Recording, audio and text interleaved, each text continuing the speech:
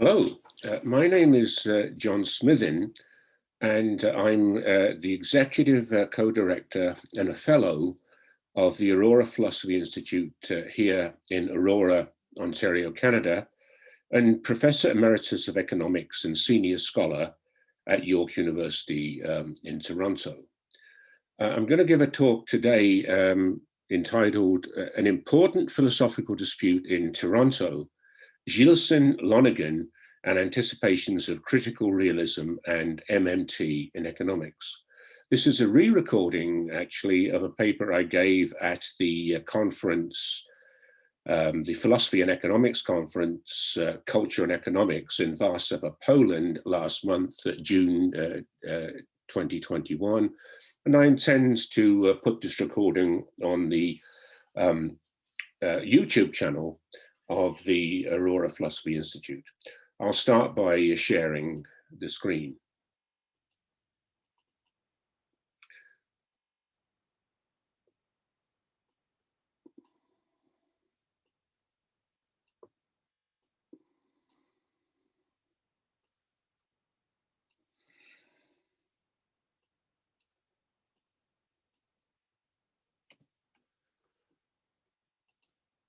So here is the title page. That's the first thing that we need to look at. And let's try to explain what this discussion is all about. So a convenient starting point is the 2020 volume by Phil Armstrong, which was entitled Conversations with Key Thinkers. And Armstrong interviewed the key thinkers, including myself, about two subjects, namely modern monetary theory, MMT, and critical realism, CR, as applied to economics. And there are significant philosophical aspects to both.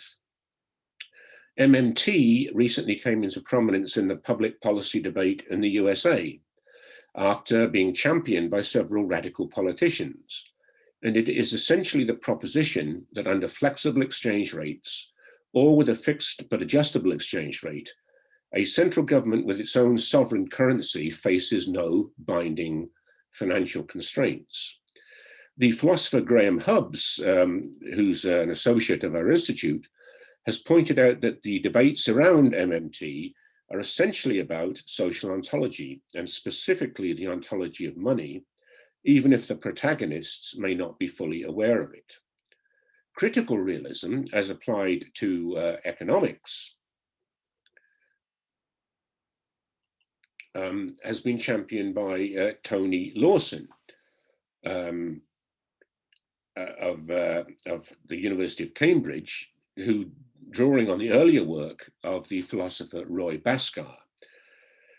Critical realism argues for a so-called ontological turn in economic methodology, that is, towards a realist social ontology and less reliance on statistical induction. From the purely philosophical point of view, the most significant aspect of critical realism is the qualifier critical. This indicates acceptance of all or most of the implications of the so-called critique of knowledge, which was the product of the high modern period in philosophy from Descartes down to Kant. The vocabulary and presuppositions of critical realism do tend to be Kantian in nature. Nancy Mendoza coined the phrase realism per totam viam as part of the subtitle of a 2012 PhD thesis. That work also canvassed a realist social ontology, but as the Latin phrase would have it, a realism which goes all the way.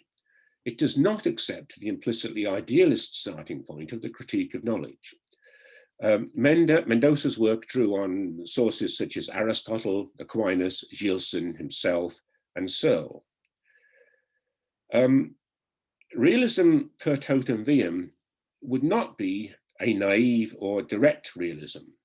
It would rather be a methodical or philosophical realism. And as I've said in a number of places before, the essential point about that, it's to do with the philosophy of mind. What is it that we are conscious of when we are indeed conscious. The moderns suppose that what we are directly conscious of, and all we are directly conscious of, is the contents of our own minds. Also, they tended to use the term idea in a blanket sense to cover all of the contents of the mind. Therefore, they did not properly distinguish, or did not always properly distinguish, between the intellect and the senses. The opposite view is that in the case of ideas, properly so called, it is always the idea's object of which we are directly conscious, not the idea itself. The ideas are not that which we apprehend, but the means by which we apprehend the object.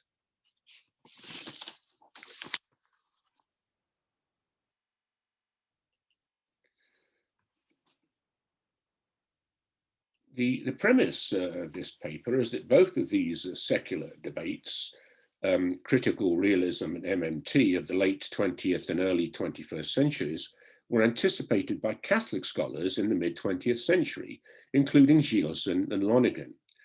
All of the relevant philosophical issues around the differences between methodical realism and critical realism were discussed in debates about 20th century neo-scholasticism. Lonergan was a self-proclaimed critical realist, and Gilson took the opposite point of view.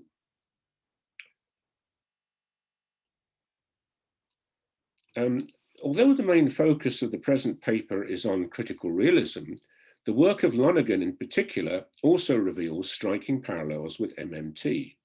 As a young man in the 1920s and 30s, Lonergan spent a significant amount of time in Europe as a graduate student and then in Rome.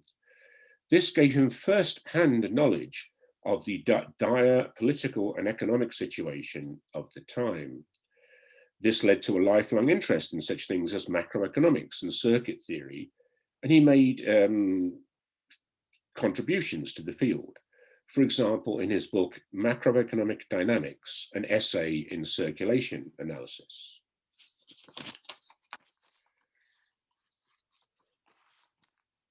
One of the main interests of our institute, the Aurora Philosophy Institute, is in Canadian philosophy. Given our location, particularly in the intellectual scene in Toronto in the 1950s and 1960s, exemplified by such figures as Marshall McLuhan, of the famous phrase, "the medium is the message," and Gilson and Lonergan were both part of that scene.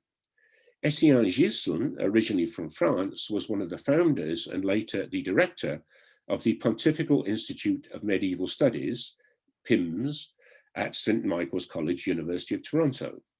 He continued to have an affiliation with the college until the year 1968. McLuhan was also on the faculty of St. Michael's. Bernard Lonergan was a Canadian from Buckingham, Quebec, and was eventually professor at Regis College, a Jesuit foundation at the University of Toronto. The magna opera of the two scholars were both largely composed, I should say, and written in Toronto.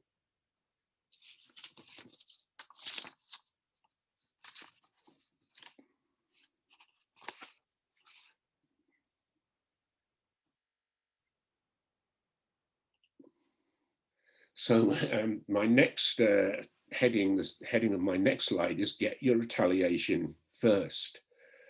How relevant would that slogan from professional footballers be to the philosophy of Gilson and Lonergan?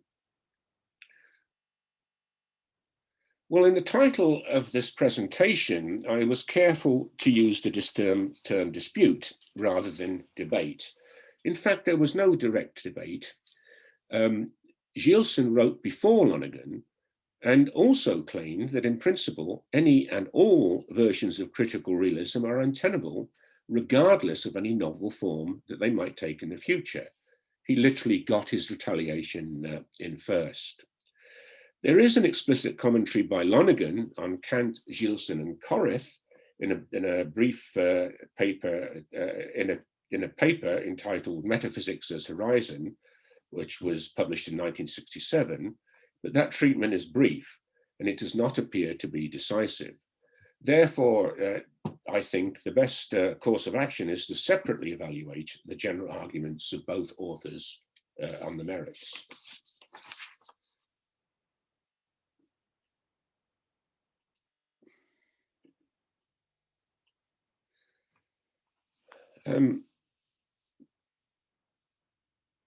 The heading of this slide says, oh, excuse me, a handbook for beginning realists. This was in fact the subtitle of Gilson's first book on the subject, Methodical Realism. In that book, Gilson attacked the views of two critical realists of the Louvain school, Cardinal Mercier and Monsignor Noël, well known in their own day. Gilson argued that realism was incompatible with the critical method, and that realism per se, by which he means the same thing as Mendoza's realism per totam viam, is its own method. To the extent that Mercier and Noël accommodated the critique of knowledge in their own thought, that thought could not be considered realism, still less realism thomiste.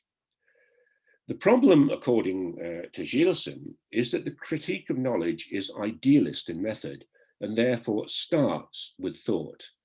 And this tendency in philosophy goes all the way back to Descartes, who in Gilson's words was in intention a realist, but an idealist in method. But this does not work. Another phrase that Gilson often used is that we cannot proceed from thought to things. There is no bridge between them.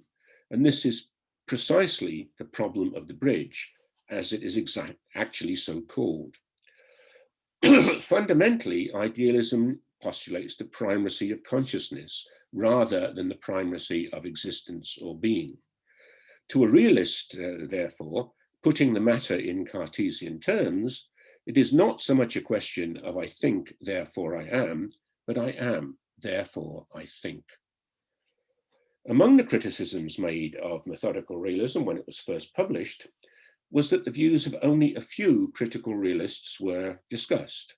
In his second book on the topic, which was called Thomist Realism and the Critique of Knowledge, Gilson therefore returned to the charge and discussed the work of some more of his contemporaries. He also argued, however, that because what is at stake are fundamental philosophical principles and not the formulations of particular authors, there was no need to repeat this exercise each time a new version of critical realism is proposed. And this would apply both to Lonergan and, of course, to all the secular versions of critical realism that we discussed before.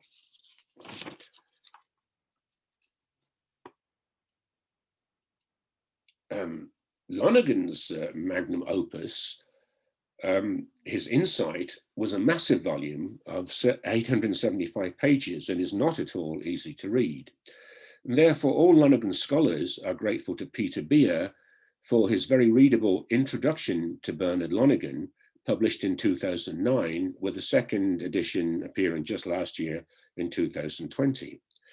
What is particularly interesting about Beer's work is how he characterized Lonergan's achievements. In order, Lonergan is said to have made contributions in 3 areas. 1, in cognitional theory. 2, epistemology. 3, metaphysics. This, it seems to me, provides actually the key to this Gilson-Lonergan impasse. Whatever the value of Lonergan's contribution to the special science of cognitional theory, from the philosophical point of view, this sequence is the wrong way round. It violates what Gilson would call the philosophical order. And I've early commented on this selfsame issue myself when discussing the requirements for a philosophy of money and finance.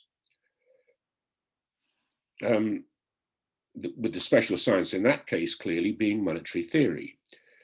There seems also to be an analogy here with both of Hick's last book on money and Searle's first book on social ontology. Hicks called his book A Market Theory of Money. Hicks got it wrong. The title should have been A Monetary Theory of the Market. Searle got it right. His volume was called The Construction of Social Reality and not The Social Construction of Reality. The argument, in short, is that the metaphysics must come first, and specifically the fundamental choice between realism and idealism. The appropriate methodology follows from that, and then the epistemology may be applied to a particular special science, whatever that is. And in the past, I've called this a rigid hierarchy. This sequence is a rigid hierarchy.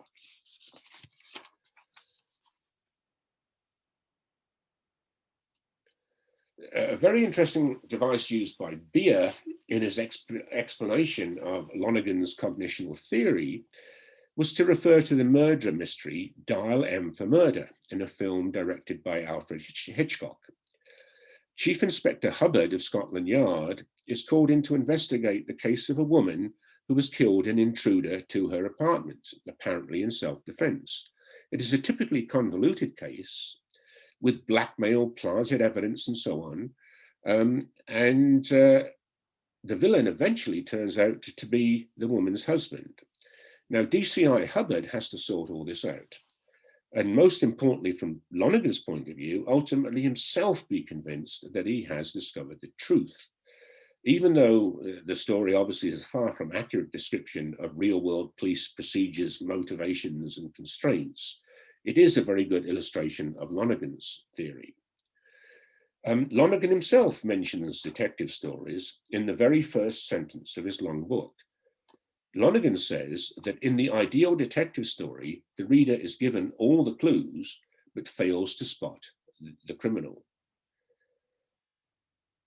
The fictional detective, however, does solve the mystery by what Lonergan again calls a supervening act of understanding. And this is exactly what Lonergan means by insight. The key question, however, is exactly how does this insight come about? Is there any role for what Gilson calls the transcendentals? Lonergan thinks yes. But if the philosophical order is maintained, presumably there would not need to be. The metaphysics would already be established. It would not be necessary to derive the metaphysics from the praxis.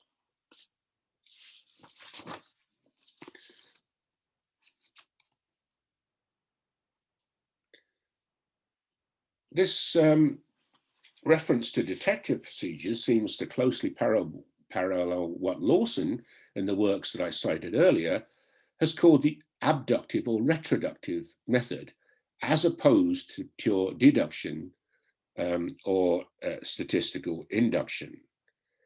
In short, the method of science is canvassed to be very like the method of solving a detective mystery. I think it's important to make the point that under realism per totam viam, which goes a step further than Lawson's critical realism, much of this orientation will remain. The latter also canvasses abduction or retroduction as the correct empirical method.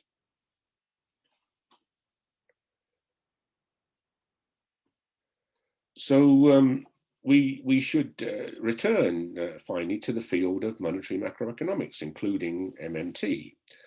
In this special science, and I would imagine in many of the other social sciences also, realism implies, and this is an important point, that the ultimate goal of research is explanation rather than prediction or forecasting. Forecasting in the sense of an extrapolation of past statistical correlations. That's not the correct method to employ. As to what is the correct method, I refer to Reed Collis's, another one of my excellent PhD students. I refer to Reed Collis's recent PhD thesis, which in my view provides a good exemplar of the correct method. I think to end, ending a little bit prematurely, I think to end, yet another quote from Gilson would be apposite. According to Gilson, the greatest difference between the idealist and the realist is the idealist thinks, whereas a realist knows. I think I'm going to repeat that. The greatest difference between the idealist and the realist is that the idealist thinks. I think this, that, or the other, whereas a realist knows. A realist claims to actually know something. The question I would leave you with is, if we think about a critical realist, this sort of halfway house, if you will, which is realist in intention, but idealist method, does the critical realist claim to know? If, for example, put into the position of giving policy advice on economic matters? Or does the critical realist simply think? And I think we'll leave it there. Thank you very much, for listening, and goodbye.